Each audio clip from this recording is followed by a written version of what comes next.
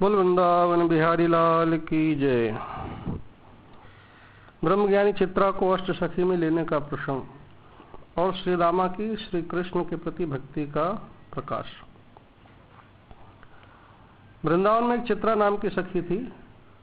वह पूर्ण ब्रह्मज्ञानी थी, निराकार को मानती थी। उसका सच्चा प्रेम देख के उसे साकार भक्ति की ओर मोड़ने का निश्चय श्री कृष्ण ने किया और श्री रामा की भक्ति मैया की ओर औरों के पास प्रकट करने का निश्चय किया। इसलिए आज वह चारण को नहीं गए, आज गोष्ठ की गोपियों को और नंद भवन की सखियों को सुख दिया। अन्य सखियां तो बहाना बना के आ गईं। दाऊ सखा के संग बछड़े चराने गए। जमुना से पूर्व की ओर स्थित भद्रवन, भांडेरवन, बेलवन, गोकुल, महावन, लोहवन आदि वनों में श्री बलभद्र जी की प्रमुखता है।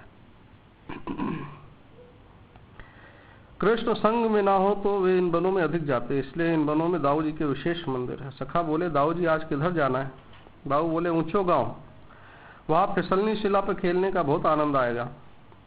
सखा खुश हुए, पर श्याम साथ न होने से सबके मन में उदासी भी थी, मगर किसी ने दाऊ के सामने नहीं प्रकट किया। सब नित्य की भांति बंशी याद बजाते रहे।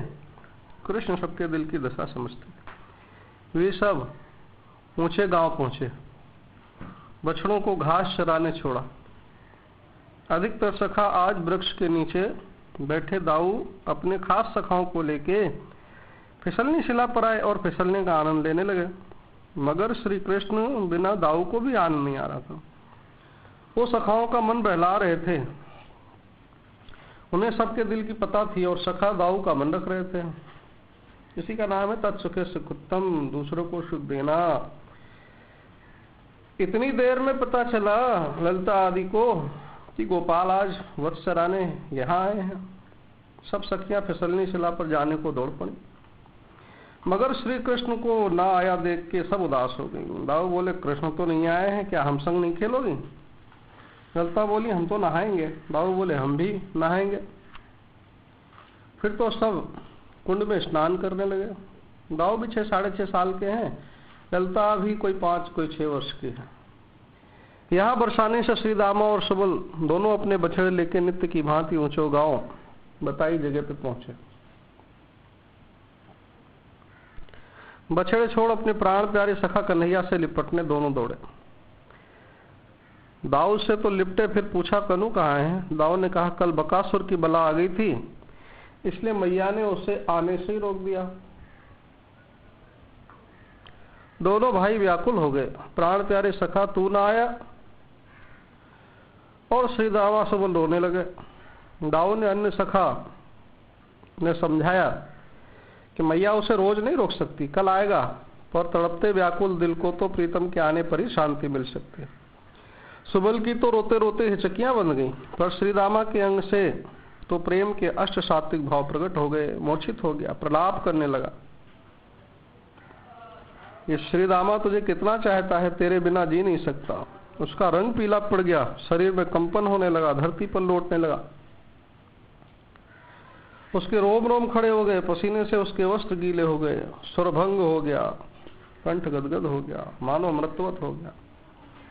सारे सखा दाऊ उसका ऐसा महान कृष्ण प्रेम देख के रोने लगे। दाऊ भी रोने लगे, सखियां भी रोने लगी। जो सोचते थे कि मैं कृष्ण को अधिक चाहता हूं या चाहती हूं, उन सबकी समझ में आ गया कि श्री मां का प्रेम सबसे महान है।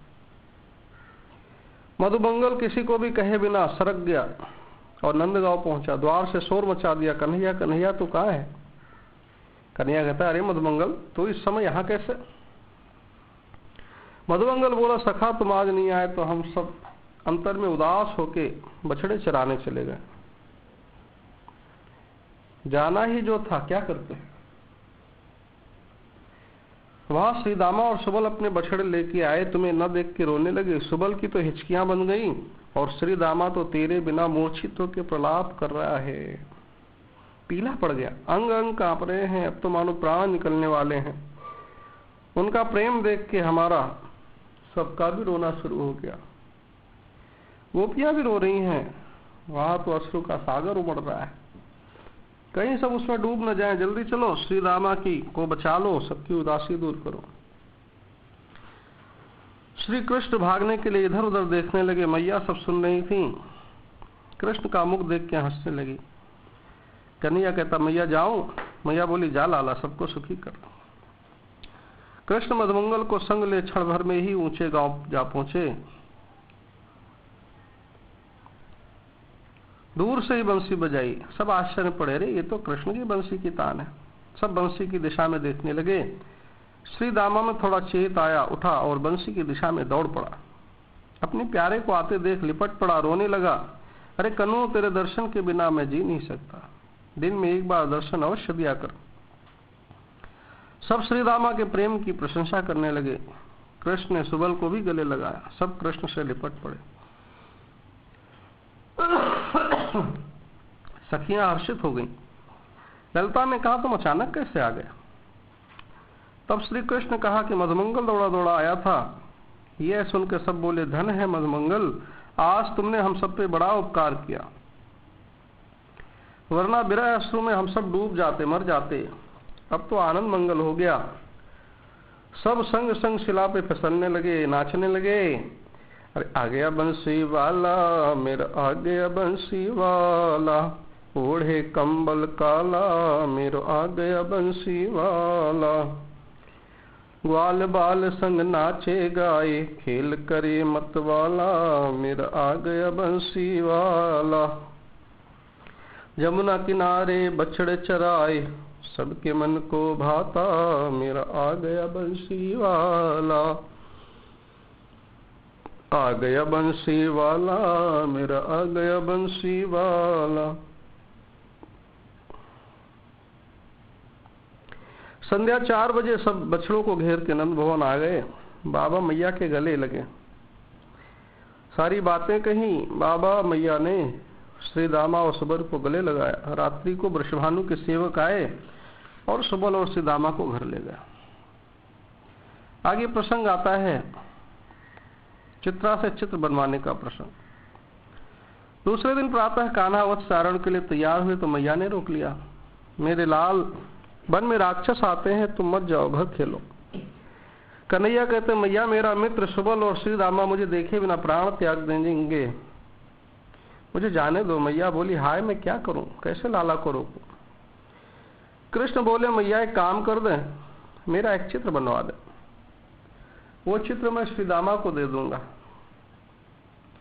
वो मुझे जब चाहे देखा करेगा, फिर तू मुझे कभी कभी घर भी रोक सकेगी।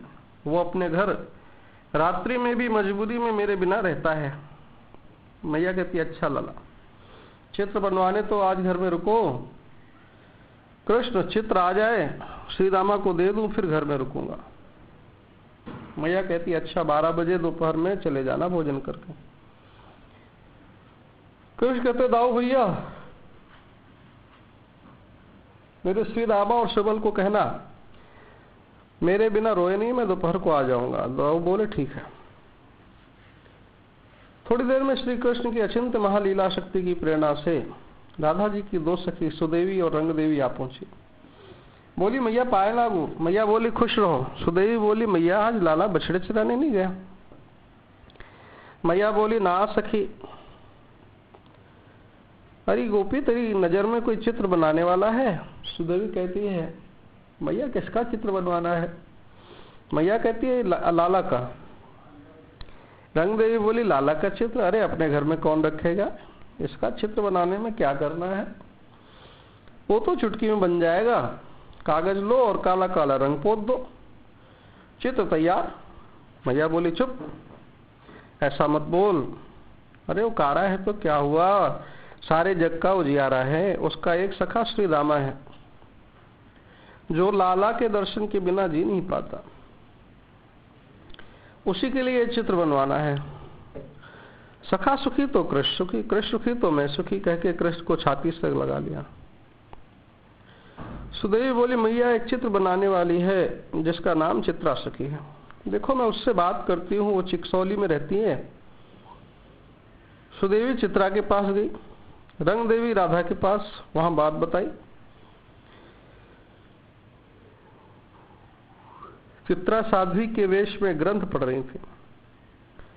सुदेवी को आवी देख के खड़ी हो गई, गले में ली, बैठाया। सुदेवी बोली सखी इन बड़ी बड़ी किताबों में तुम क्या पढ़ती रहती हो? इसमें क्या लिखा है, थोड़ा सुनाओ तो सही। चित्रा पढ़ने लगी, परमात्मा एक है, वो निराकार है, उसका ना कोई नाम है, ना कोई रूप है, ना रंग गुण है, वो सर्वव्यापक है, शस्त्र से नहीं कटता, अग्नि से नहीं जलता, वायु से भी नहीं सूखता, पानी से गीला नहीं होता, वही हमारी आत्मा है। उसका मंत्र है सोहम शिवोहम। सुदेवी कहती ओहो, इसमें तो बहुत बड़ी बड़ी बातें लिखी हैं। चित्रा बोली अच्छा सखी बता, हमारे यहाँ कैसे आना हुआ? सुदेवी बोली किसी का चित्र बनवाना है। चित्रा कहती किसका? सुदेवी कहती नंद नंदन का।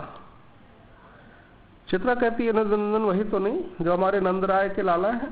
सुदेवी हाँ हाँ बराबर बराबर पहचाना, उसी का चित्र बनाना है। चित्रा कहती क्षमा करना, मैंने उसका नाम सुना है पर देखा नहीं है, और वैसे भी मेरा ब्रह्मचर्य व्रत है, मैं किसी पुरुष का मुख नहीं देखती, इसलिए चित्र नहीं बना सकूंगी। उनके लिए किसी और को ढूंढो, हाँ कोई गोपी का चित्र बनाना हो तो बताओ। सुदेवी कहती अरे सखी एक बार तो चल के देख तो सही, सारे संसार में सबसे सुंदर वही हैं, करोड़ों कामदेव उनके सामने फीके पड़ जाते हैं, वे नर नहीं नारायण हैं, भक्तन हितकारी, सारे जग के स्वामी, अंतर्यामी, पूर्ण प्रभु, निष्काम है। अरे उनको अगर तूने नहीं देखा तो तेरा तो जन्म लेना वृथा है। जब उन्हें देखेगी ना तो तेरे तन मन की चपलता समाप्त हो जाएगी, ब्रह्मचर्य का प्रण टूट जाएगा और तो शादी करने को तैयार हो जाएगी। चित्रा अरे सखी अगर वे परब्रह्म ही है तो जल्दी से मुझे नंदनंदन के दर्शन करा दें, पहले उस नवल किशोर को देखूंगी जिसे तू चित्तचोर बता रही है, फिर बाद में दूसरी बात करूंगी। सुदेवी तेरो निराकार ही साकार बनायो है, एक बार चल करके देख तो सही। ऐसो चटक मटक को ठाकुर देखो, तीन लोक में नाय, तीन लोक में नाय, देखो तीन लोक में नाय। ऐसो चटक मटक को ठाकुर देखो, तीन लोक में नाय। तीन ओर से टेढ़ो दिखे, नटकी सीए चलगत सीखे, तिरछे नैन चलावे तीखे, सब देवन को देव तऊ ये ब्रज में घेरे गाए। ऐसो चटक मटक को ठाकुर देखो, तीन लोक में नाय। रूप छवि लो है ब्रज सुंदर, बिना बुलाए डोले घर घर, प्रेमी ब्रज गोपिन को चाकर, ऐसो प्रेम बढ़ो माखन की, चोरी कर ले जाए। ऐसो चटक मटक को ठाकुर देखो, तीन लोक में नाय। बड़े बड़े असुरन को मार्यो, दर्शन को शिव ब्रज में आयो, नारद के मन को है लुभायो। ऐसो बलि तो ग्वालन पे खेलन में पिट जाए, ऐसो वैभव वारो तो ये ब्रज में गारी खाए। ऐसो चटक मटक को ठाकुर, तीनों लोक नहु में नाय। चित्रा देवी सुदेवी के साथ नंद भवन पहुंची। मैया सिंहासन पर बैठी थी, दोनों ने मैया को प्रणाम किया। मैया कहती खुश रहो, बैठो। सुदेवी मैया लाला को बुला लो, ये चित्रा सखी चित्र बनाने के लिए आई हैं। चित्रा का हृदय धक धक कर रहा था, परमात्मा देखने जो आई थी। मैया ने आवाज दी लाला यहाँ तो आ। लाला के पैरों के घुंघरू ने ही चित्रा के रोम रोम खड़े कर दिए। देखा तो द्वार से एक सांवला सलोना किशोर आ रहा है, उसका पीला पीतांबर बिजली की तरह चमक रहा है। मोर मुकुट कटिका छनि सोहे, कुंडल चटक मटक मन मोहे, बनमाला गलहार सुहाई, बंसुरी प्यारी मुख पे लगाई, बाके ठाढ़े तनक मुस्काई, नेक न सीधे रहने पाई।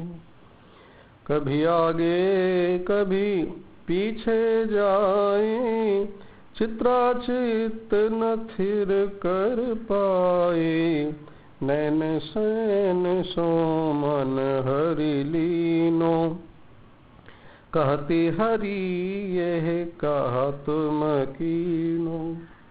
चित्रा तो मोहन को देख के दंग रह गई। श्याम की घुंघराली लट की झलक देख उसकी पलक रुक गई। कन्हैया बोले, क्या है मैया? इस मीठे स्वर ने चित्रा को होश में लाया। सुदेवी चित्रा की दशा देख मनी मन हर्षित हो रही है।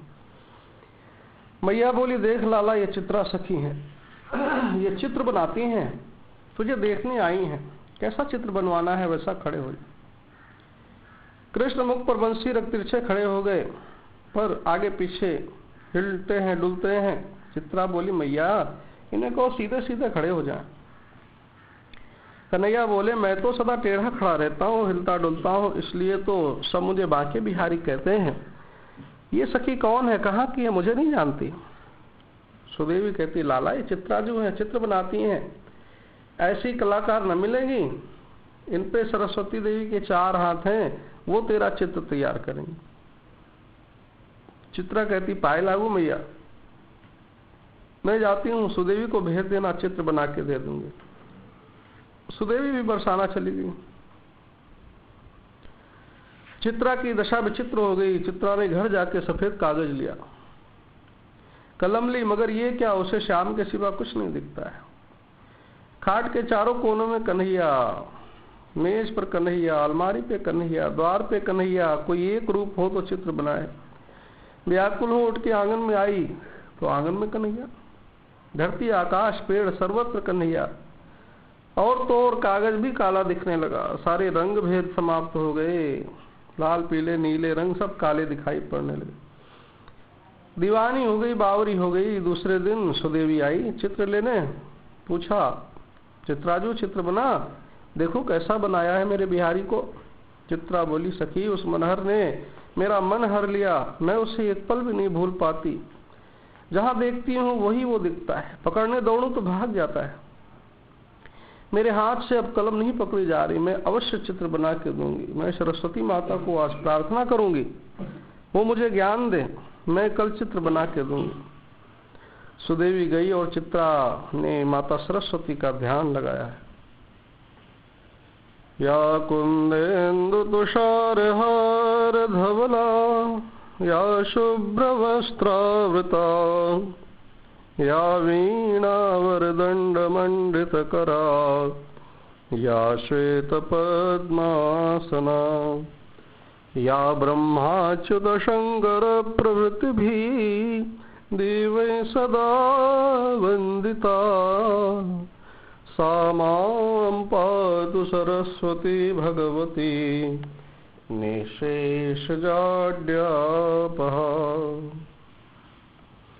माता सरस्वती प्रकट हुई, बोली, कहो पुत्री मुझे कैसे याद किया। चित्रा बोली, माँ मुझ पर कृपा करो, मेरा मन स्थिर नहीं हो पा रहा है, मुझे नंद नंदन का चित्र बनाना है। माता सरस्वती बोली, सुन चित्रा, श्री कृष्ण परब्रह्म मेरे भी स्वामी हैं, मैं उनकी सेवक हूँ, परंतु मेरी कृपा इसमें काम न लगेगी। चित्रा कहती, फिर मैं कैसे उनका चित्र बनाऊं। सरस्वती कहती हैं कि तुम उनकी नित्य प्रिया जो श्री राधा रानी वृषभानु लली बरसाने वाली हैं उनको ध्याओ, वे कृपा करेंगी तभी उनकी प्रीतम का चित्र तुम बना सकोगे।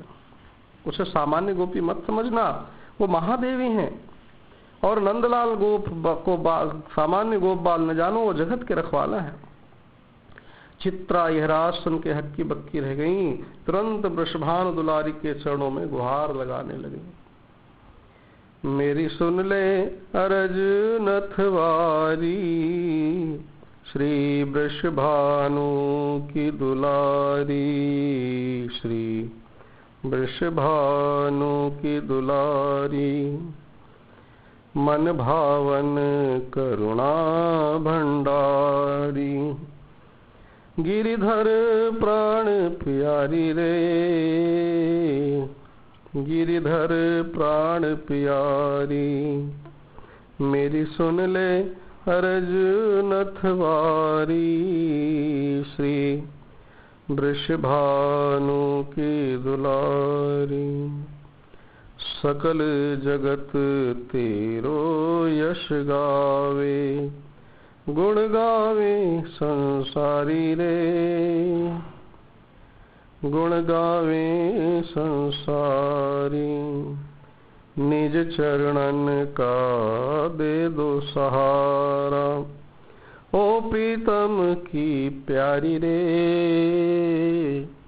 ओ प्रीतम की प्यारी। मेरी सुन लो अरज नथवारी, श्री वृषभानु की दुलारी, श्री वृषभानु की दुलारी। अलवेली सरकार से श्यामाजू ने चित्रा के वचन सुने और तुरंत प्रकट हो गई। उन्हें सुदेवी रंगदेवी ने चित्र वाली बात बताई थी, फिर भी बोली, कहो चित्रा, कैसे याद किया, क्यों पुकारा, क्या चाहिए? चित्रा बोली कि हे प्यारी जू, मेरे सारे अपराध क्षमा करो। आपकी महिमा मुझे माता सरस्वती ने बताई है। आप परमेश्वरी हैं, श्री कृष्ण प्रिया हैं, श्री कृष्ण जगत के रखवाले हैं। आप दोनों का ब्रज में गुप्त अवतार है। अब कृपा करके मेरा चित्त स्थिर करो, जिससे मैं माधव की मोहिनी छवि बनाऊं। श्री राधे बोली, हे चित्रा, अब मैं तुम्हारे संग हूं, उनकी खुशी ही मेरी खुशी है, अतः अब तुम निर्भय होकर चित्र बनाओ, तुम्हें श्रम न होगा। आज से मैं तुम्हें अपनी अष्ट सखियों में शामिल करती हूँ, मेरे महल में वास देती हूँ, सदा मेरे संग रहो। चित्रा ने चरणों में मस्तक झुकाया। श्री राधे ने अपना कर उनके मस्तक पर रखा और अदृश्य हुई। अब चित्रा प्रसन्न चित्त होकर श्री कृष्ण का चित्र बनाने बैठी और पलक झपकते ही चित्र तैयार हो गया। चित्र लेकर नंद भवन पहुंची और मैया को दिखाया। कृष्ण भी वत्सचारण से आ चुके थे, उन्हें भी चित्र दिखाया। वे भी चित्र देख के बहुत प्रसन्न हुए। नंद रानी बोली, चित्रा, तूने मेरे लाला को प्रसन्न किया है, चित्र के बदले कुछ मांग ले, जो मांगेगी मैं दूंगी। चित्रा बोली, ना मैया, मुझे कुछ नहीं चाहिए, कुछ पाने के लिए चित्र नहीं बनाया। मैया बोली, नहीं, चित्र के लिए तुझे कुछ तो लेना होगा, तू कुछ लोगी तो मेरे मन को भी संतोष होगा, वरना मैं तेरे ऋण में बंधी रहूंगी। चित्रा कहती है, मैं जो मांगूंगी वो कोई नहीं दे सकता, ऐसी ऊंची वस्तु मुझे चाहिए। यशोदा कहती, मेरे घर किसी वस्तु की कमी नहीं है। चित्रा बोली, तो नहीं मानती है तो यही चाहती हूं कि ये चित्र आप ले लो और अपने लाला को मुझे दे दो, मैं उससे अपने घर ले जाऊंगी। मैया ये सुन के अवाक रह गई, कुछ बोल नहीं पाई। तिरवाचा भरी थी, आंखों से अश्रु बहने लगे और कहने लगी, अरे चित्रा, तूने ये क्या मांग लिया? कृष्ण तो मुझे प्राणों से भी प्रिय है, मैंने सोचा तो धूमधाम मांगेगी, चित्रा तो कुछ और मांग ले। चित्रा बोली, मुझे उनके सिवा और कुछ नहीं चाहिए। कृष्ण बोले, मैया, अपने वचन से क्यों फिरती हो? तेरी कीर्ति को कलंक लगेगा।